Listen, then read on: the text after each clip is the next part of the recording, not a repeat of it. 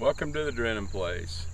Although our family has owned this farm for 50 years, it'll always be the Drennan place to me. As a 10-year-old son, when my dad purchased this place, that's what he called it. And everything, I think you need to understand the Irish family that built the farm.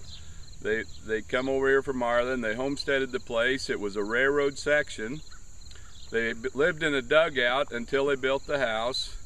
The house was built right on the ground with no foundation. It was a 20 by 40 house. And my dad always said when they had a kid, they added a room. So there was several flat roofs, and it was a very unique house in that situation. It was tore down in '83, and we used part of the rock off of it to front the house we presently live in. When they homesteaded the place, one of the first things they did was plant Rock's orange hedge all the way around the section of ground, and then they cross-fenced it also with the rock orange hedge. When they were really active, they kept enough hired men around to trim the hedge as if you would your lawn hedge. They also built an extensive spring setup that watered the cows first, then the horses, and then the hogs were at the end of the line. In 1911, the Drennans contracted with Benton Steel of Halstead, Kansas to design and build the round barn that you see behind me.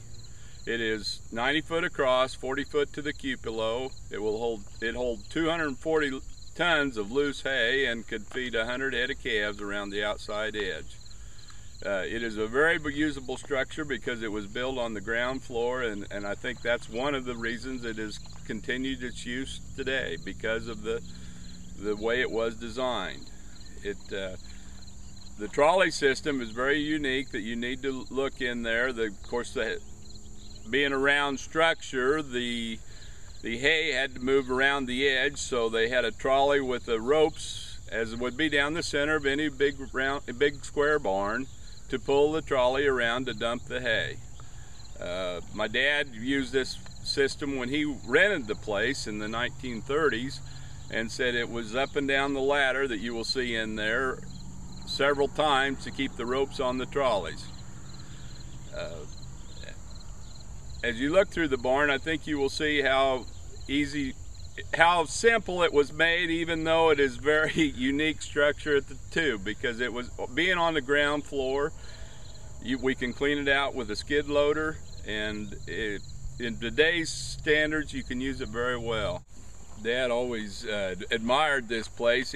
His family actually was from the Frankfort area, which is 12 miles away, and he'd drive by this on traveling back and forth to Frankfort, and he always admired this farm for what it was, the long lane coming into it, the quality pastures. That is one thing about the Drennans. When the last son, Ed, the dad actually purchased this farm from, he would hire the local kids to come out and groom the pastures. In other words, cut the hedge trees that were around, cut the weeds that would grow up, and they were real particular about their pastures. And my dad always admired that, and once said that if this would be a farm that he would really like to own, back and forth to Frankfort. He had an opportunity to rent the farm when he was first married, and he and my mom lived here for 5 years. They started their family here. My oldest sister was born on this place, and she still claims that she should be owning this farm because she was the first to be born here. My daughters have put out that they've been born here too, so they got just as much rights as she does. So, as I said, my dad purchased this place in the 60s. He actually bought a 1/2 interest from one of the heirs with controlling interest, so he got to use the farm. And then after Dolores and I were married, Dad helped me purchase the other half of the farm.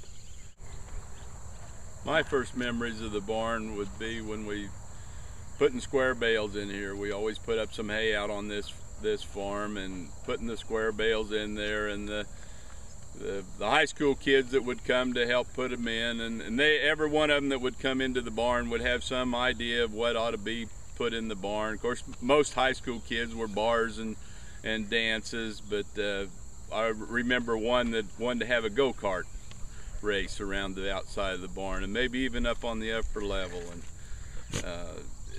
it was always unique to see that happen. I guess what I always wanted was to celebrate the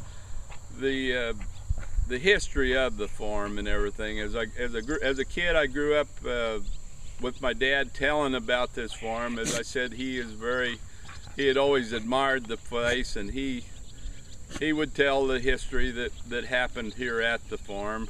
And I always thought it would be unique to celebrate the 100-year anniversary of the barn. We use it on a daily basis. Up until the time that we built the shed, we've always parked the pickup right in there. But we wean our calves in the fall in there. We calve our first calf heifers in there, and if any cows have problems, we also calve them in there. In the about 5 years ago, we added a system in there to work our cattle in the center, and so I think one of the reasons this barn has stayed up in such quality shape is because it is being used every day. In 2003, our youngest daughter was married in the barn, and getting ready for that celebration, we cleaned out the barn, we power washed it, we cleaned out all the hay, loose hay on the floor, and then we'd put wood chips around for the celebration. Up until that time, we had been putting big bales in the barn. Our backs were getting weaker, and we quit handling all the small bales, so we'd been putting big bales in the barn. And in July 4th, we put 20 big bales of alfalfa in the center of the barn, or the back edge of the barn. And then in August, the end of August, we were working cattle one morning, and I looked out here and saw a glow in the barn and realized that our barn was on fire. Of course, with the cell phone technology, I called 911 and drug a hose out here, and when I did put the hose on it, the fire itself settled down, so I felt like we were in good shape. The local fire department all works here at the gyp mill, or a lot of them work at the gyp mill, and so they were out here in a hurry in the morning, and they put the hose on there, and we went and got tractors. We didn't even have a tractor with a scoop on the farm. We'd been filling. As we brought the tractor back, the smoke was just rolling out the top of the barn, and if you don't think that doesn't scare you a little bit. But we were very fortunate. We didn't scorch a board. We hauled the bales out, set them out, and the fire department said, well, here's the culprit. This one bale right here, set it clear off to the side, and it did reignite. The Drennens also had a Hereford operation. They had a dispersal in the 1920s, and as we understand it, they had that dispersal right in the round barn. When we purchased the farm, there was old pictures that were around the barn. And you know, I always wished I would have kept those pictures instead of letting them look at them through the years, but they've been destroyed and are gone. Being in the Hereford business, the Drennens are the ones that got my dad started in the Hereford business. They took him to a auction over at Waterville that was the Steele family's farm, and that was where our first Herefords that we have today were bought in 1937.